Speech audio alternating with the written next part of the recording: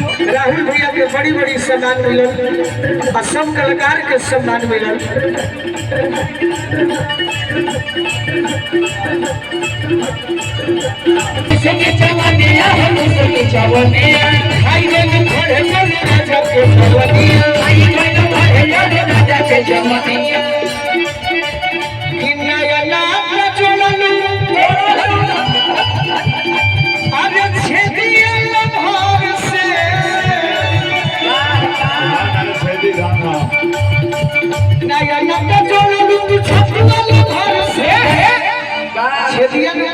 छोटे ठीक